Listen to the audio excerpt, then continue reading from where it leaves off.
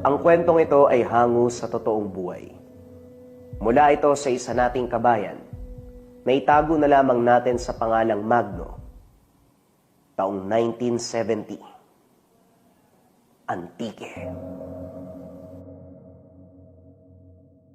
JD. Ang kwentong ito ay hango sa totoong buhay. Mula ito sa isa nating kabayan na itago na lamang natin sa pangalang Magno, taong 1970. Antique.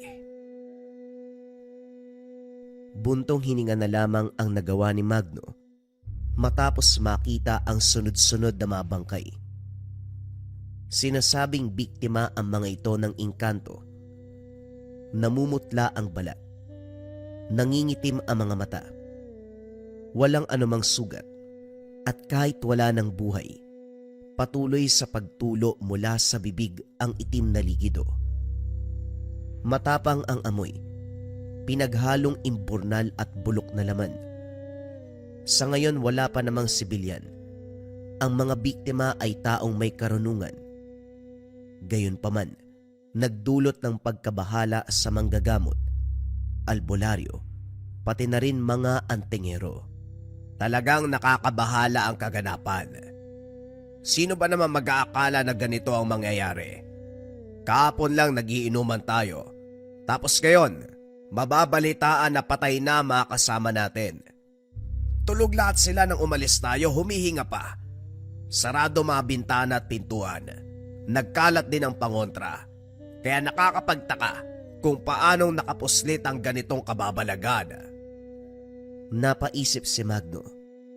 Kaarawan ni Mang Pancho kahapon at dito sa sitio ginanap ang salo-salo. Nagtipon ang lahat. Ang matatandang maestro sa paunguna ni Mang Pancho, mga mag-aaral at si Magno. Lahat ng pagkain at inumin ay dumadaan sa mabusising pagsusuri. Sila-sila lang din ang nagtitimpla ng lambanog at alak. Maging pagkain mula sa sariling kusina para masiguradong ligtas ang lahat sa pagkain. Pero ano nga ba ang nangyari?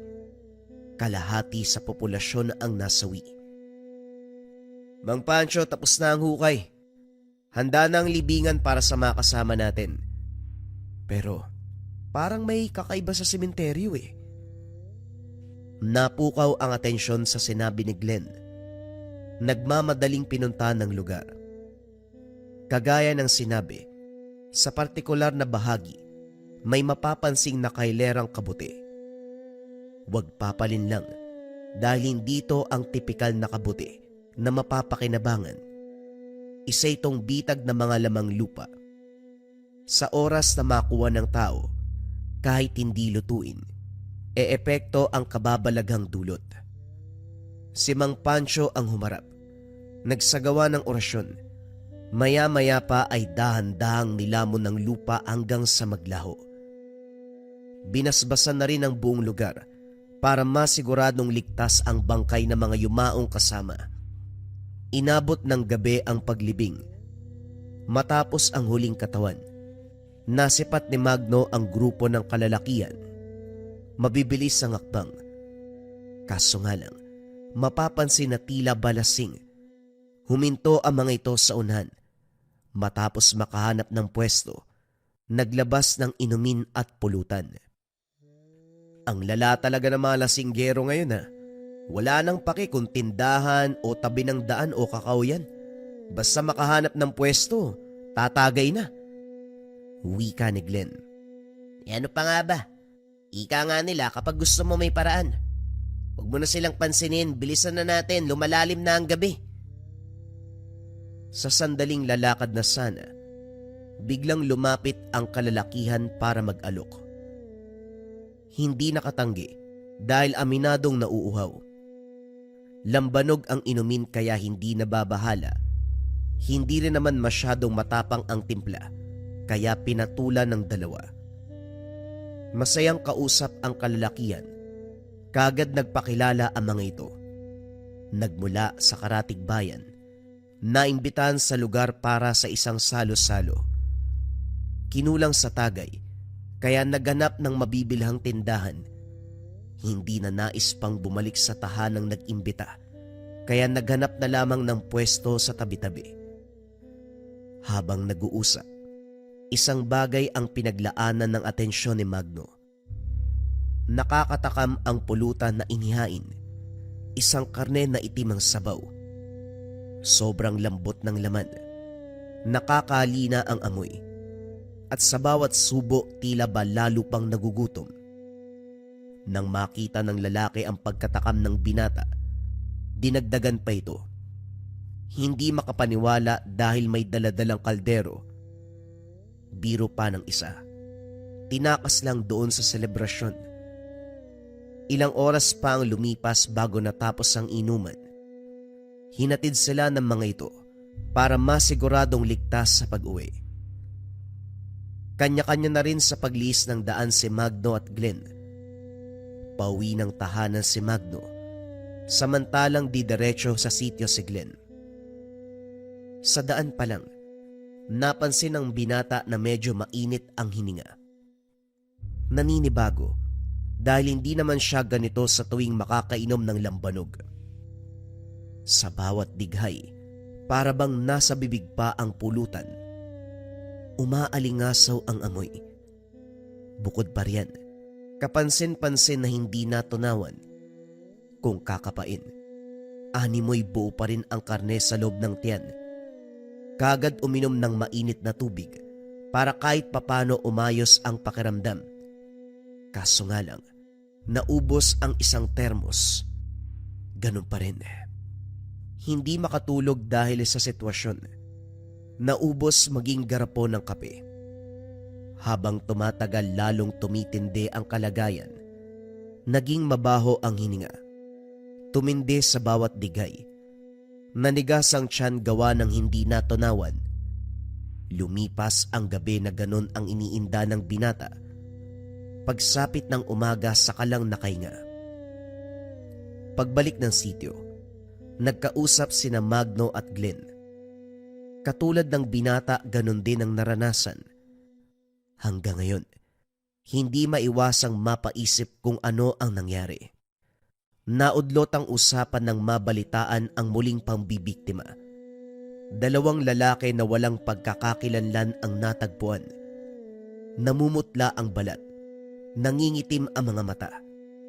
Walang anumang sugat at kahit wala ng buhay, patuloy sa pagtulo mula sa bibig ang itim na likido.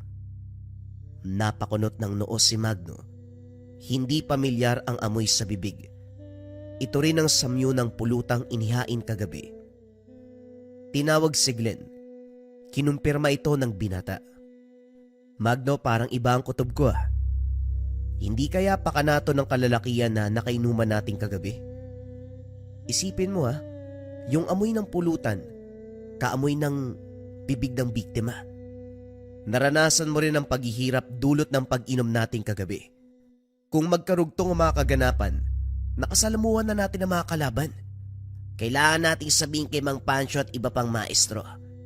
Naaalala naman natin ang itsura nila, kaya sa oras na makita natin muli, wala na silang kawala. Teka sandali, huwag tayong padalos-dalos. Kilala mo mga maestro, hindi sila tatanggap ng impormasyon na hindi sigurado. May naisip ako. Alamin muna natin bago natin sabihin. Sumang-ayon si Magno sa naisip ng kaibigan. Pumasok muna sila sa sityo para tumulong sa mga gawain. Pagsapit ng takip silim, bumalik ng sementeryo para mag-abang. Ilang oras ang dumaan. Lumalim na rin ang gabi. Hindi may kakaila na sa paglipas sa mga minuto, may mapapansin sa paligid. Walang tao. Walang anino pero may mga yabag. Minsan naglalakad. Minsan tumatakbo. Humihina. Lumalakas ang tunog. At hindi lang yun. Sa tuwing hahampas ang hangin, naroon ang amoy ng pulutan. Tumitindi kagad. Hindi maipaliwanag ang dulot na pakiramdam. Maya-maya pa, may maririnig na bulungan. Animoy mga nilalang na nag-uusap. Magsasaboy lang ako ng asin ha. Tandaan mo ano man ang mangyari. Huwag na huwag kang lalampas sa guwit. Magsisilbi itong proteksyon natin. Mga engkanto ang umaaligid. Sinimulan ni Glenn ang pagsaboy. Nanatili sa loob ng guwit ang dalawa. Maya-maya pa nagsimulang manggulo ang mga ito. Laking gulat nila. May presensya sa bandang likuran. Minsan pa'y manghihila ng buhok. May kung anong nanunusok sa tagiliran. At ang malala pa, lumipad sa kanilang direksyon ang katawan ng kahoy. Sa puntong ito, nakalabas ng guhit at dito umatake ang hindi nakikitang kalaban. Sinakal. Sobrang higpit na anumang oras hihiwalay ang ulo sa katawan. Hindi na sumayad sa lupa ang mga paa. Nakalutang sa hangin habang nakikipaglaban sa puwersa. Paulit-ulit pang binabalibag hanggang sa nahilo. Nanatili na lamang sa tabi si Magno. Sapo ang noo. Pinagpahinga ang sarili para makabawi ng lakas. Kaso nga lang muli na namang umarangkada ang kalaban. May humila mula sa likuran. Dito nakaramdam ng mas matinding pananakit ng katawan matapos paulit-ulit na binagsakan ng bato. Mabuti na lang nahugot siya ni Glenn dahil kung hindi, mauhulog pa sana sa bangin. Parehong habol hininga. Parehong natatakot sa kaganapan. Kaso nga lang wala ring magawa para lumaban. Walang alam sa karunungan si Magno. Samantalang kakapasok lang ni Glenn sa pag-aaral. Walang bitbit kung hindi sagradong asin na ngayoy naubos kakasaboy. Maya-maya pa, inakay ang isa't isa para makalayo sa lugar. Pagdating sa unahan, isang bata ang humarang. Masama ang titig nito, pero hindi makikitaan ang panganib. Sa kalaban nakatuon ang pansin, nakaagad sinalubong ng atake. Tulalang nakatitig ang dalawa sa galaw ng bata. Animoy may ikatlong mata para masilayan ang hindi nakikitang mga nilalang. Hindi lang yun. Bawat sugod tinatamaan ng kalaban. Hindi lang pisikal na lakas ang ibinida. Sinabayan din ng pag-uusal ng mga salita. Hindi naglaon. Isa-isang nawala ang mga nilalang. Hindi kayo magtatagal sa lagay na yan. Ngayon pa lang magpasuri na kayo sa may karunungan. Ang sabihin nyo, nakakain kayo ng tamarok. Kapag binanggit nyo ang tungkol dito, alam na kagad na manggagamot ang gagawin. Ipapayo ko lang, huwag nyo nang patagalin pa. Nagulantang sina Magno at Glenn sa narinig. Boses ng matanda ang kausap. Gayong sa paningin nila, isa lamang itong paslit. Hanggang bewang ang tangkad. Manipis pa ang buhok. Tinitigan lamang nila ito habang naglalakad papalayo. Narinig mo ba yon? Bata ang itsura pero matanda ang boses. Namamaligno ba tayo? Ang sabihin mo, maligno talaga ang batang yun. Naku, wag na tayong magtagal dito. Umuwi na tayo. Sa sityo nanuluyan ang dalawa. Diretso na rin sa silid dahil tulog na ang lahat. Sa kabilang banda, hindi na nais pang ipaalam ang nangyayari dahil paniguradong papagalitan. Kinabukasan, nagdadalawang isip lumabas dahil sa pasa sa muka. Bakas na bakas pa ang tanda ng pagsakal sa leg.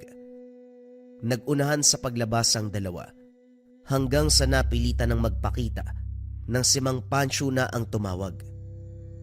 Kagaya ng inasahan, puro tanong ang pinukol sa kanila.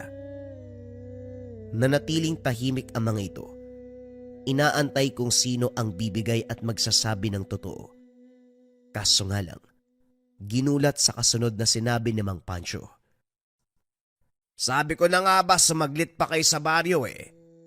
Kung hindi lang ako pagod kagabi, sinundan ko na kayo. Ayan tuloy ang natamo nyo.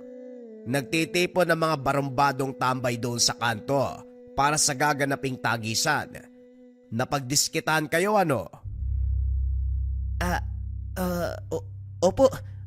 Opo eh. Pasensya na po kayo ha. Bibili lang sana kami ng maiinom pero yun pa ang sumalubong sa amin doon. Huwag po kayo mag-alala. Hindi naman namin sinabi na nagmula kami sa inyo. Hindi po madudungisan ang pangalan nyo. Oo nga po. Wala namang nakakilala sa amin doon kaya ligtas po ang reputasyon nyo. O siya, magpagamot nga kayo. Pumasok na uli si Javier. Siya ang titingin sa inyo. Nakaligtas man kay Mang Pancho. Nahirapan naman sa harapan ni Mang Javier. Kilala ang manggagamot na ito sa angking abilidad at husay sa pagtukoy sa nangyayari sa pasyente. Kahit hindi pa simulan ang aktwal na gamutan, sa mga oras na ito, panay titig sa kanilang dalawa. Sila naman ay nakayukulang, pilit umiiwas sa makahulugang titig nito. Kaso nga lang hindi nakaligtas ng magtanong. Halata sa kilos nyo na nakalusot kay Pancho. Pero huwag kayo magpakampante kapag ako ang kaharap. Walang makakalusot sa akin. Ngayon sagutin nyo ang bawat tanong ko upang wala tayong problema. Ilan ang kalaban? Ilan ang umatake sa inyo? Hindi po namin alam, Manong. Hindi naman namin nakita eh. Nararamdaman lang namin sila. Sa katunayan, may lumitaw na bata pero boses matanda eh. Siya ang kumalaban sa mga nilalang. Kung hindi siya dumating malamang pinaglalamayan na kami. Binanggit ba niya ang salitang tamaruk? Opo, yun nga po yung sinabi niya. Sabihin lang daw po namin yung pangalang tamaruk. Ano po ba yun? Isang uri ng karne na nagmula sa mundo ng engkanto. Parang karne ng baka, pero kapag ihahain ay may kasamang itim na sabaw. Malambot ang laman, nakakainganyo ang amoy. At higit sa lahat kapag natikman, lalo kang magugutom. Madalas itong naibabahagi sa tao, lalo na kung mahilig makipag-inuman. Pasimpleng ihahain sa pagbilang pulutan at yung nakainuman nyo, mga balat kayong engkanto. Nagkatinginan sina Magno at Glenn. Hindi makapaniwala sa narinig. Maya-maya pa, ginulat sila ni Mang Javier. Hindi na maaalis sa kanilang katawan ang tamaruk. Nagsisimula na itong mabulok sa loob nila. Kapag nangyari, ang lason ay unti-unting kakalat na magsasanhi ng kamatayan. Sa takot na maranasan, agarang nakiusap pero malinaw ang pagkakasabi ng manggagamot. Wala nang luna sa sitwasyon, lalo na ilang araw na itong nasa loob ng katawan. Maaari pa sanang magamot kung ilang oras pa lamang matapos makain ang tamaruk. Imposible nang maalis yan. Kaya kung ako sa inyo, pumili na kayo ng kulay ng kabaong at mamili na din kayo ng pwesto sa sementeryo. Hindi alam ni Magno kung matutuwa ba sa sinabi nito. Lumapit kay Mang Pancho, pero para bang may harang sa mga mata nito, dahilan para hindi makita ang sitwasyon. Okupado ang isipan sa ideya na kaya nagkaroon ng pasa dahil sa pagkakadawit sa gulo, bagay na hindi naman totoo. Pinaliwanag ang buong kaganapan pero animoy hindi nakaunawa. Patuloy ito sa pagsabi na gawa lamang ito ng gulong na pasok. Nang masagad sa pangungulit nila, inabisuan na hindi na muna papasok. Binigyan ng linggo para makapagpahinga at may kondisyon ng sarili. Palaisipan ang nangyayari, hindi lang sa kanilang dalawa ni Glenn, kundi pati na kay Mang Pancho. Mataas ang katungkulan at kaalaman nito sa lihim na karunungan, pero para bang nabura ang lahat ng yun para hindi matukoy ang naganap. Gayunpaman, isinantabi muna ito para bigyang oras ang pagpansin sa mga sarili. Isang araw, Namalayan na lang ni Magno ang pagbabago ng katawan. Mabilis ang pagbagsak ng kalusugan, gayong oras-oras naman kung kumain. Pagdaan pa ng mga araw, bumalik ang pakiramdam na unang naranasan nung gabi. Dumidighay kahit walang rason. Matindi ang pag-alingasaw ng amoy. Bukod pa riyan, may humahalong itim na likido sa laway. Nanigas ang tiyan na para bang naroon pa rin ang karning pinulutan. Wala nang sapat na pahinga sa pag-inda nito. Maging si Glenn, dumayo sa kanila para malaman kung ito rin ba ang nangyayari sa kaibigan. Nang mapagtanto na pareho ng kalagayan, sabay na nag-isip ng paraan. Hindi pwedeng lapitan si Mang Pancho dahil hindi rin naman sila mauunawaan. Malino rin kay Mang Javier na imbis na makatulong, hikayatin lang sila na tanggapin ang mangyayari. Kung ibang maestro naman, hindi sigurado dahil pareho pang baguhan. Walang kasundo sa mga ito. Nang makatsyempo, tinawag ang kasamahan na napadaan. Nagpatulong hanggang sa magmungkahi. Subukan niyo si Mang Bano. Mahusay siya pagdating sa mga engkanto. Naranasan ko na dati ang kalupitan ng elementong yan. Siya ang tinakbuhan namin eh. Sa kabutiang palad na iligtas ako. Kung di ako nagkakamali, minsan niya nang binanggit ang tungkol sa tamaruk. Ipapayo ko lang na huwag kayong pumunta kapag lasing siya. Nag-iiba yung ugali ng albularyo kapag nakainom eh. Sakto, pwede kayong bumisita sa kanya ngayon. Nakasalubong ko siya kanina eh. Nasa kondisyon pa para makausap. Bilis-bilisan nyo lang din ha. May bit-bit yung alak eh. Matapos ituro ni Ronald ang daan, nagmamadali si Magno at Glenn sa paglakad. Iba yung pag-iingat dahil sa kalagitnaan ng bundok at gubat dumaan. Kapag nagkamali ka ng hakbang, siguradong pupulutin ka sa ibaba. Inabutan ng gabi. Bumuhay sa takot ng mga binata. Hindi mawaglit sa isipan ang sinapit nung sandaling sinugod ng mga elemento. Kumaripas ng takbo matapos marinig ang kaluskos. Lalo pang napabilis nang mapansin na may nakasunod. Pagdating sa unahan, hindi inasahan na nasa harapan na ng tahanan. Walang pagdadalawang isip na kumatok. Matagal bago nagbukas. Maririnig ang sunod-sunod na tanong ng matanda mula sa loob. Naninigurado na wala silang masamang balak. Matapos makumpirma, doon sila pinagbuksan. Kamot ulong nakatitig si Magno. Hindi mawari kung matatawa ba sa nangyayari. Hindi matanda ang kaharap kung hindi isang bata. Butot balat. Malaki ang tiyan. Kalbo. Malalaki ang mga mata. Tipikal na itsura ng tao na may karamdaman. Naglalaro sa edad na 10 ang naisip ni Magno, kaya nasabing isa itong bata. Maya-maya pa, nilinaw nito na hindi siya katulad ng naiisip dahil ang totoo, 50 taon na sa kasalukuyan. Meron akong karamdaman kaya ganito ang itsura ko. Gayunpaman, mabuti nakarating kayo sa tahanan ko. Marami nang sumubok at karamihan sa mga ito hindi nakaabot. Delikado ang daan. Nagkalat dyan ang tahanan ng iba't ibang engkanto. Kayo, anong sadya nyo? Pasensya na po pala sa naisip ko sa inyo. Naguguluhan lang po kasi kami. Marami nang nangyari sa amin eh. Didiretsuhin ko na po kayo. Gusto po naming magpatulong. May ideya po ba kayo sa tamaruk? Tugon ni Magno. Napatahimik ang matanda. Mahabang katahimikan ang namayani. Maya-maya pa, binuhos ang laman ng tapayan sabay sambit na mga salita. Dali-dali rin silang pinapasok na para bang may paparating na panganib.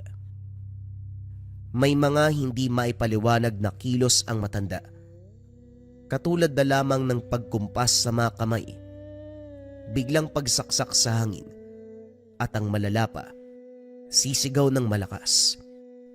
Hindi maunawaan kung anong lengguwahe ang gamit. Pagkatapos ito, saka lang sila naasikaso. Pinaliwanag ni Magno ang naganap. Mula sa sandaling kainuman ang mga kalalakian hanggang sa naranasan ang epekto ng kinaing pulutan. Habang nagsasalaysay, naghanda na magamit si Mang Bano.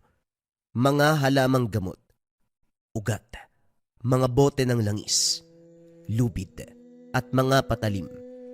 Binasbasan lahat ng mga ito bago bumaling sa kanila. Kaagad namang nagtanong si Glenn tungkol sa lubid at patalim. Sa puntong ito, mahalagang merong kayong pantali at pangsugat. Ganong kaseryoso ang sitwasyon yung dalawa. Hugutin natin mula sa kaloob-looban nyo ang tabarok. Kung kinakailangan buksan ng tiyan, gagawin natin. Kagad lumayo ang dalawa ng pasimpleng itarak ng matanda ang patalim sa mesa. Tinawanan nito ang reaksyon nila. Ibinaba ang patalim at pinaliwanag ang gagawin. Kaso nga lang, imbis kumalma sina Magno at Glenn, lalo lang natakot. Sino ba naman ang hindi? Kung literal na huhugutin mula sa lalamunan ang tamarok, itatali pa para hindi makapalag kung sakaling masasaktan. Nagbulungan ang dalawa. Nang magkasundo, nagpaalam pero sinarang mabuti ni Mang Bano ang pintuan dahilan para hindi sila makalabas. May batas ako sa tahanan. Kung sino man ang papasok na hihingi ng tulong, mananatili hanggat hindi pa tapos ang problema. Sa madaling salita, dito lang kayo. Makakaasa naman na magagamo. Natigilan ang lahat nang masok bigla si Glenn. Nagmistulang imburnal ang bibig sa pag-agos ng itim na likido, sinundan ng maliliit na hiwa ng tamarok. Tinignan ni Magno si Mang Bano. Kalmado itong inihahanda ang mga kagamitan. Iniupo si Glenn sa upuang bakal. Maiging tinalian ng lubid. Inihipan ng dasal at saka sinugatan ng tiyan. Sa paghiwa palang bumulwak ang itim na likido. Nakahinga dahil lumipat dito at wala nang lumalabas sa bibig. Kapansin-pansin ang pagbabago ng itsura ni Glenn. Unti-unting namutla. Nagsimulang umitim ang mga labi. Naninigas ang mga daliri. Hindi makausap. Nawawala sa katinoan. Tungitig na lamang. Sa kabilang banda, ang manipis na lubid ay walang ano-ano'y pinasok sa sugat ng tiyan. Nagwala si Glenn sa nararamdamang sakit. Lalo pang bumulwak ang itim na likido. Maya-maya pa dahan-dahang hinugot ang lubid. Sa bawat hugot, siya namang paghiyaw ng binata. Sa sandaling bumungad ang tamarok, saka naman nagbago ang katauhan. Animoy may sumapi, dahilan para lumakas at maging agresibo. Tumilapon pareho si Magno at Mang Bano. Sa puntong ito, taglay ni Glenn ang muka ng isang halimaw. Purong itim ang mga mata. Nanlilisik. Kulubot ang balat na parang may kaliskis. Isa-isang napigtas ang tali. Mabuti na lamang matibay ang nasa kaliwang kamay. Kahit papano ay may pumipigil. Sa kabilang banda, binasbasa ni Mang Bano ang dahon ng buyo. Dinuraan ng ilang beses. Sunod-sunod na hinagupit si Glenn. Ako pa ang sinisindak mong hayop ka. Huwag mo kong pakitaan ng bangis dahil wala sa bokabularyo ko ang matakot kanino man. Masyado kang kampante ano.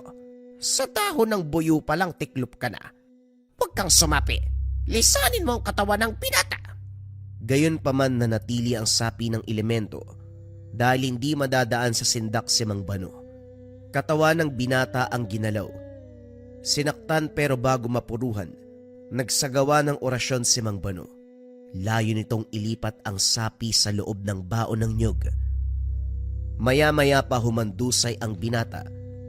Nakakulong na sa nyog ang elemento. Tinarakan ng patalim, dahilan para matigil sa pagwawala. Muling tinali ang walang malay na si Glenn. Isinagawa ang gamutan. Pero hindi maunawaan ni Magno kung bakit kinakailangang sugatan, partikular ang tiyan. Ginilitan kaunti sa leeg, ipinasok ang manipis na lubid, gayon din sa tiyan. Pagkatapos ito, binasbasan ang dahon ng buyo at binalot ang muka ng binata. Nilapatan ng dasal hanggang sa dahan-dahan sa paghugot ng lubid. Sa tuwing hihinto, susugatan ang daliri hanggang sa lahat duguan. Habang nanonood si Magno, napapalunok sa ideya na siya na ang kasunod. Pagkatapos ng sugatan, muling hinugot ang lubid at sa pagkakataong ito, bumungad ang malaking hiwa ng tamarok. Buo pa ito. Animoy bagong luto na putahe. Bahagya pang umusok.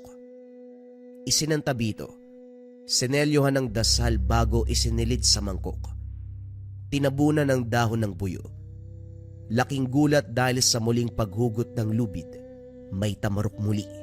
Mas malaki kumpara sa unang nakuha. Lalong naguluhan si Magdo sa kasunod na ginawa ng matanda. Hiniwa ang tamarok ng pinong-pino. Pagkatapos nagtadtad ng mga halamang gamot, hinalo lahat sa palayok habang nakasalang sapoy. Tinimplahan ng alum at langis. Paghango, pinakain lahat. Ginawa pang panulak ang baso ng lambanog. Makaraan ang ilang sandali. Lahat ng ito ay sinuka. Sinalo sa lagayan. Binalik sa palayok at isinalang sapoy. Itinabi pagkatapos. Sa puntong ito, formal na ginamot si Glenn sa pamamaraan ng albularyo. Habang nagpapalipas ng oras, hindi maitago ni Magno ang takot. Nagsimula na kasing maramdaman muli ang sintomas. Bawat hinga nangangamoy tamarok. Lalong nang lamig ng sulyapan si Mang Bano. Sinuri nito ang kalagayan. Napailing matapos mapagtanto. Ako po ba ang kasunod? Malala po ba ang kalagayan ko? Ano po mangyayari sa akin? Pwede ba kumalma ka muna? Para kang... Ay nako, napakaduwag. Kaya namatay ang karamihan sa biktima ng mga engkanto dahil dyan sa takot. Huwag mong iparamdam sa elemento na natatakot ka. Kahit naghihirap ka dyan, ipakita mong matapang ka. Sa kalagayan mo, aaminin ko may kaunting pagtataka. Kumpara kay Glenn, kaunti lang ang epekto nito sa'yo. Kumbaga, hindi masyadong nag-ugat sa kaloob-looban mo. Matanong ko lang, ikaw ba ay may kaanak na may inaalaga ang elemento? Kahit matagal na panahon na? O kahit hindi alaga? Pwede yung matalik na kaibigang engkanto. Kahit anong lahi, basta elemento. Ho? Ano namang kinalaman yan? Hindi ko rin po alam eh. Lumaki ako sa lansangan. Namatay ang mga magulang ko sa isang trahedya. Yung lolo ko daw dating manggagamot pero hindi nakatagal sa larangan. Wala akong alaala kasi. Hindi pa naman ako pinapanganak nung nabubuhay pa siya. Bakit to? Kinilala ng engkantong nagbigay ng tamarok ang ninuno mo na minsan nang may koneksyon sa kabilang mundo. Maaring naranasan mo ang epekto pero hanggang doon lamang yon. Kumpara kay Glenn, madaling maalis ang tamarok dyan sa kaloob-looban mo. Nabuhayan ng loob si Magno, kaso nga lang binabagabag sa sinabi ng albularyo. Hindi maiwasang mapaisip tungkol sa ninuno. Ang naabutan lang kasi ay kwento. Naudlot ang pag-iisip nang tawagin para sa gamutan. Hindi na tinalian dahil ang sabi ni Mang Bano, hindi siya magiging agresibo. Matapos basbasa ng dasal, nakaramdam ng panghihina. Sinimulan na rin ng albularyo ang panggagamot. Binalot ang muka ng buyo. Ginilitan kaunti sa leg. Sakto lang na maipasok ang manipis na lubid. Sinugatan naman siya sa tiyan at doon pinasok ang kabilang dulo. Naramdaman ng binata ang dahan-dahang paggalaw ng lubid sa pagitan ng laman, maging ang pagkapit nito sa matigas na tamarok. Hindi kayang pigilan ang dulot na sakit. Maya-maya pa bumulwak ang itim na likido. Sa kabutihang palad dire-diretso ang paghugot hanggang sa nailabas ang tamaruk.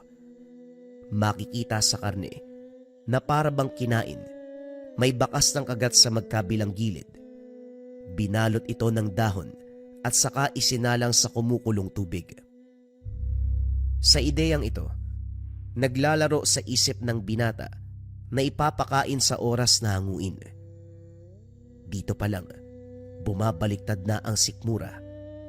Matapos hugutin ang natirang lubid mula sa katawan, sinimulan ang pagtahi ng mga sugat. Pinagpahinga si Magno habang inaantay na umepekto ang gamot. Maya-maya pa, nagulantang sa biglaang pagliyad ni Glenn. Pikit ang mga mata nito, pero ganon kaagresibo ang kilos. Nag-iba ang kinalalagyang papag. Dahang-dahang nakalas ang taling lubid. Lumilikha na rin ng ingay na animoy asong baliw. Saka lang natahimik nang dumaan si Mang Bano. Kahit laway nito ay may karga ng dasal. Umayos si Glenn, pero makikita sa kilos ang kagustuang makawala. Hindi pinayagan ni Mang Bano. Nilapatan ng dasal ang dahon ng buyo, sabay tapal sa mukha ng binata.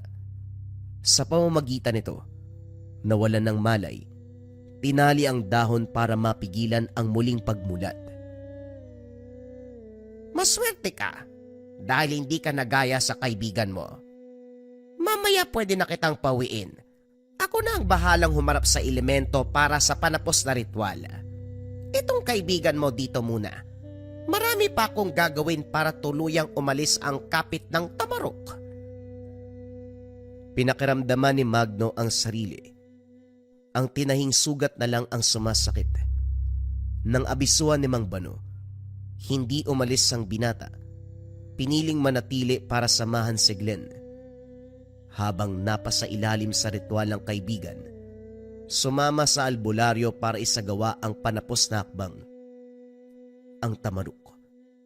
Dinikdik ng pinong-pino. Matapos basbasa ng dasal, inilibing sa lupa. Sa bawat usal ng orasyon, isa-isang tinarak ang patalim. Maya-maya pa, gumuho ang itim na likido mula mismo sa kailaliman ng lupa. Sa napapansin ng binata, bumigat ang pakiramdam ng paligid. Sa pagbuhos ng lambanog ng albularyo, lumitaw ang mga nakainuman nilang lalaki. Sa puntong ito, hindi malinaw ang mga muka. Umaaligid. Nais lumapit pero hindi magawang lagpasan ng harang. Sa pagpapatuloy ng ritual, sa pagsaboy ng pangontra, isa-isa ding naglaho. Hinukay ni Mang Bano ang tamaruk.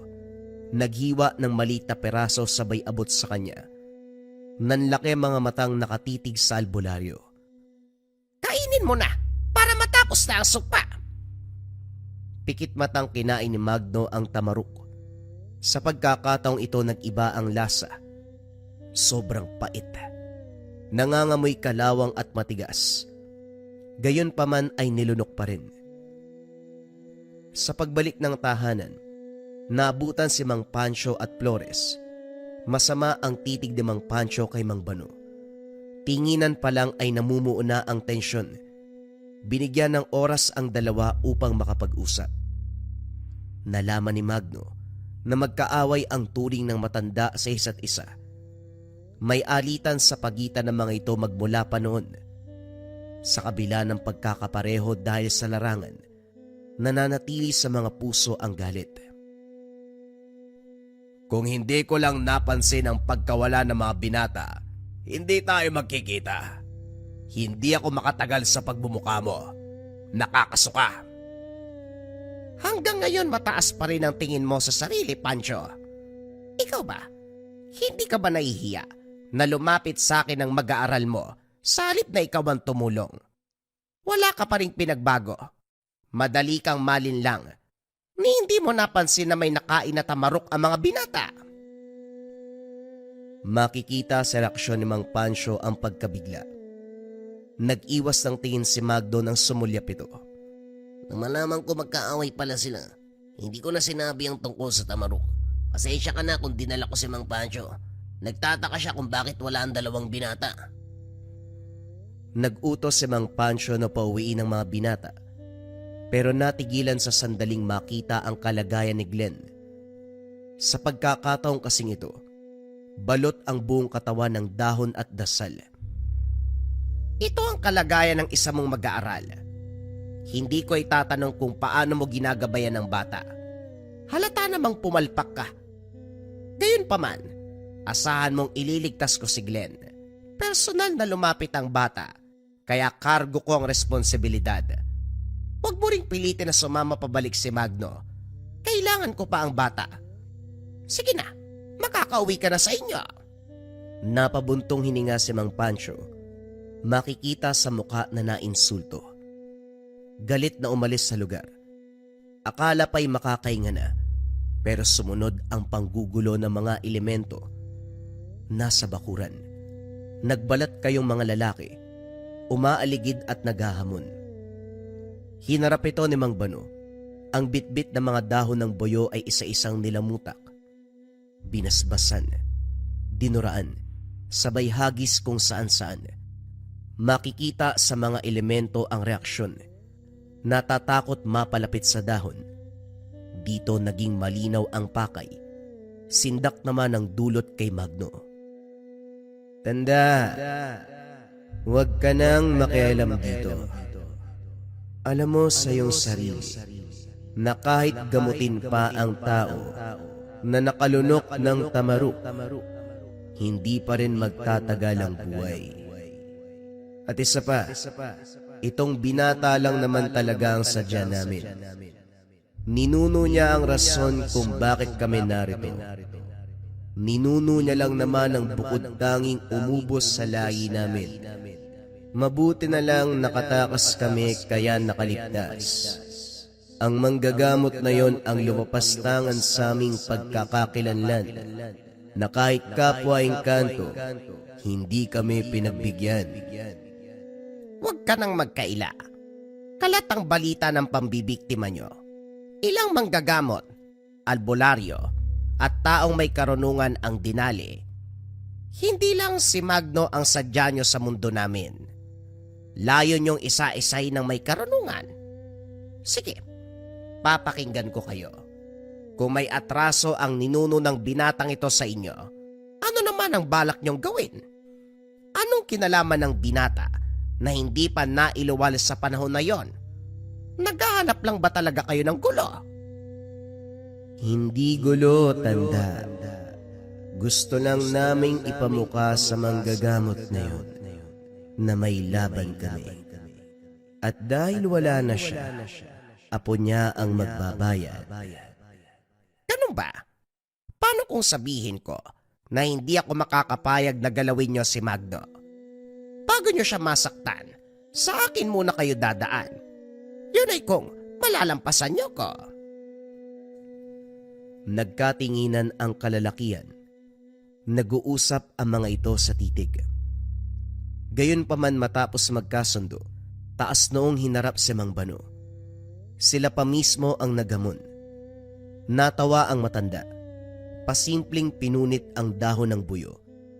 Pagkatapos duraan, pinalipad sa hangin. Tinangay ito patungo sa kalalakian. Hindi nakakilos sa ginagalawan, nanatiling tuod hanggang sa pinulbos si Mang Bano.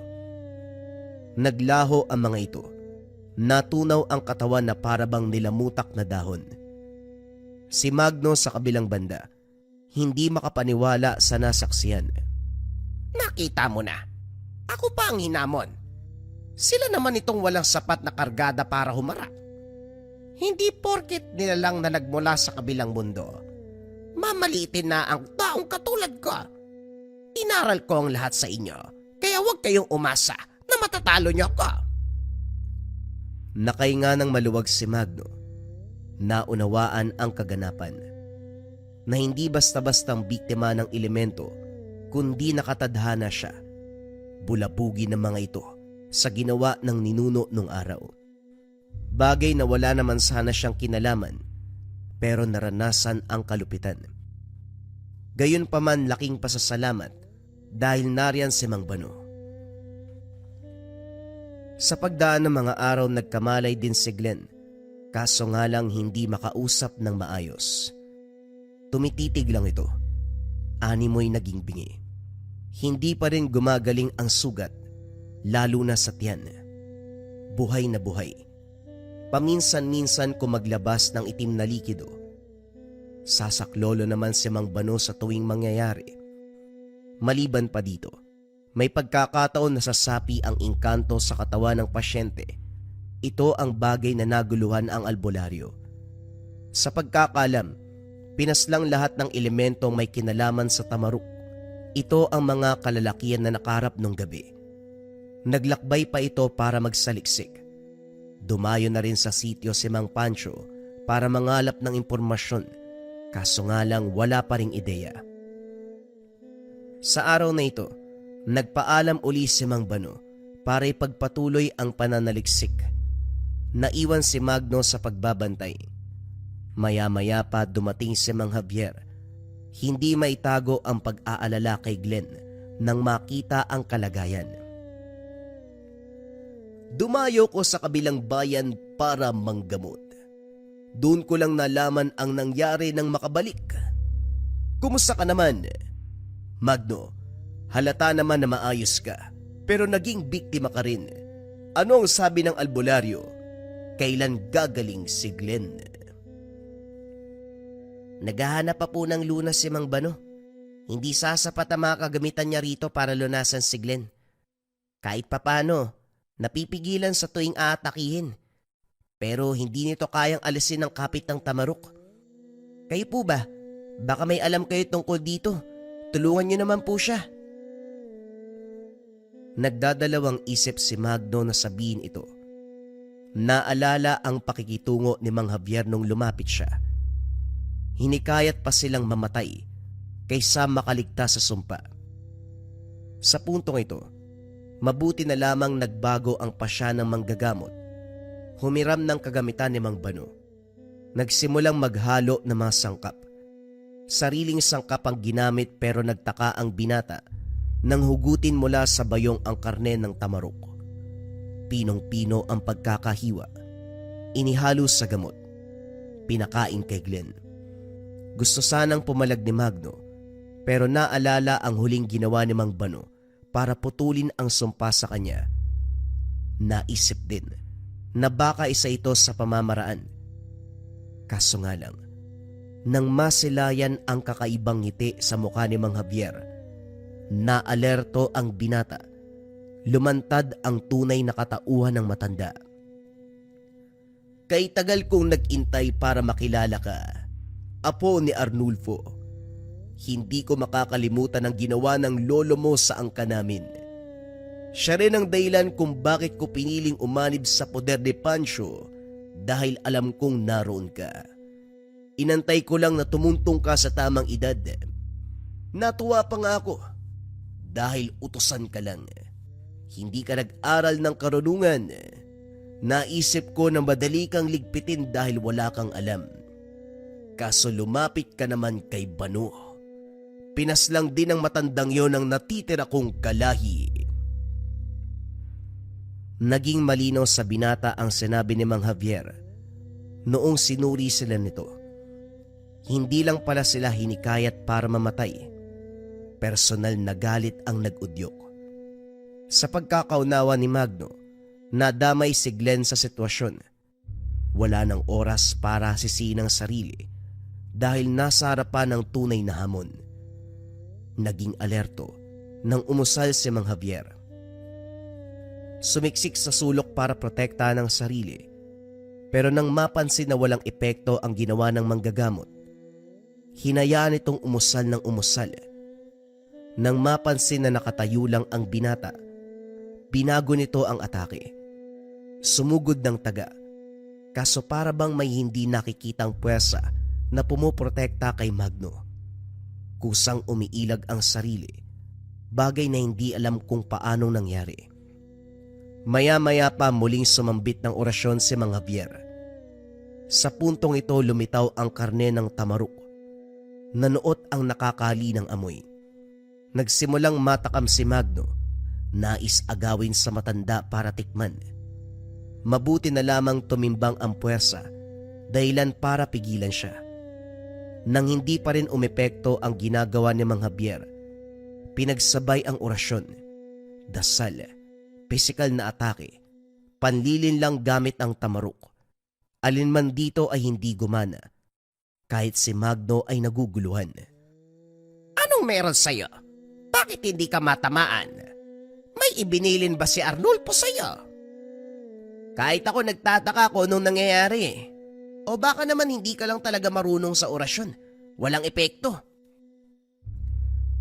Sinubukan ni Mang Javier na umatake sa labas. Naisip na baka may pangontra sa tahanan ni Mang Bano, kaya naisawalang bisa ang kakayahan. Subalit ganun pa rin. Natawa na lamang ang binata dahil anuman ang gawin nito na uuwi sa wala. Nang masagadang pasensya, binitawan nito ang mga gamit. Mano-manong nilabanan ng binata. Mabilis at maliksi. Hindi makailag si Magno hanggang sa naibagsak. Sa sandaling nagsunod-sunod ang kamao, kinabahan ng binata. Nakatsyempo si Mang Javier. Pilit isinubo ang tamaruk. Sa kabutiang palad lumabas na si Mang Bano. Walang laban si Mang Javier. Bawat atake ni Mang Bano, direktang tatagos sa katawan. Dito napagtanto ni Magno kung gaano kalakas ang albularyo. Wala sa oras na naibagsak ang kalaban. Kahit naghihingalo, nakuha pang magsalita. Masyado kang pakialamero, tanda. Pasalamat ka't hindi ikaw ang inuna ko. Kapag nakakuha ko ng pagkakataon, huwag mong pangarapin na sisikatan ka pa ng araw. Papatay kita. Ikaw ka mo ang huwag mangarap. Ang dami mo pang sinasabi. Hanggang dito ka lang naman. Hindi ka nasisikatan ng araw. Mula sa kung saan lumitaw si Mang Pancho, kasama ang iba pang maestro. Lahat ng mga ito ay sumambit ng orasyon. Sumigaw si Mang Javier. Hindi mapakali. Kusang nilabasan ng itim na likido ang katawan. Maya-maya pa todo ang pagduwal para maisuka ang napakalaking tamaruk. Para itong buong hita ng baboy. Nang mailabas unti-unting nang hina, hindi tumagal. Binawian ng buhay. Hindi ko inasahan na nagpatuloy ako ng peste. Masyadong matibay ang sabulag at pananggalang. Labis din ang tiwala ko, kaya hindi ko naisip ang anuman. Magno, patawarin mo ko kung hinayaan kong mangyari ang lahat ng ito. Pwede mo kong isumpa, kahit ako man ay hindi mapapatawad ang sarili. Hinayaan kong maranasan ng tagasunod ang ganitong klase ng pambibiktima. Ang tanda mo na, ang drama mo pa. Mabuting tao si Magno, kaya mapapatawad ka niya kahit hindi mo hilingin. Maiwan ko muna kayo. Gagamutin ko si Glenn. Sumunod si Magno upang masaksiyan ang panggagamot sa kaibigan. Kagaya ng prosesong ginawa sa kanya, ito din ang ginamit dito. Naganap ng pwesto sa bakuran, isinagawa ang ritual. Matapos ibalot ang tamaruk, inilibing sa lupa, binasbasan, nilagyan ng orasyon. Maya-maya pa hinukay muli at pinakain kay Glenn. Nagdagdag pa ng basbas si Mang Pancho. Sa kabutiang palad tuluyang naalis ang sumpa sa katawan ng pasyente. Umayos na ang kalagayan. Dito na pag-usapan ang nangyari. Ngayon lang din napagtanto na may lahing engkanto si Mang Javier. Nang ungkatin ni Flores ang katauhan nito, nalaman na biktima ng elemento ang ina ng matanda. Nagbunga ito at si Mang Javier ang kinalabasan. Namuhay sa mundo bilang tao, subalit malakas ang kapit ng katauhan ng nilalang. Nasa kanyang dugo.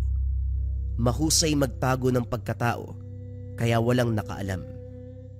Kinutuban si Mang Bano nang hindi gumaling si Glenn matapos ang ilang ulit na gamutan, kaya pinuntahan si Mang Pancho. Napansin ang presensya ni Mang Javier at doon na natalakay. Pagkatapos ng pangyayari, bumalik sa sityo si Magno at Glenn para magpatuloy sa paninilbihan. Si Glenn bilang manggagamot, samantalang si Magno bilang tagasilbi. Sa kabila ng karanasan, hindi pa rin nagbago ang pasya ng binata. Ayaw niyang may matutunan sa karunungan sa takot na pagdiskita ng mga kalaban. May karunungan man o wala, lalapitan pa rin ng panganib. Mas pipiliin kong wala na lang alam. Ayoko magkaroon ng kalaban na hindi ordinaryo kagaya ng aswang, maligno, engkanto. Ilang taon na ako dito sa sityo. Nasaksiyan ko ng iba't ibang kaso. Madalas binabalikan ng kalaban ng taong may karunungan. Hindi naman sa naduduwag ako, pero mas gusto ko maging matiwasay yung pamumuhay ko. Kaya naman sa pagbalik sa sityo, simpleng utosan lang ang binata, pero hindi nangangahulugan na isa siyang mababang uri. Nasa dugo ni Magno ang pagiging dibino, ang natural na katangian na magpagana ng mga kaalaman.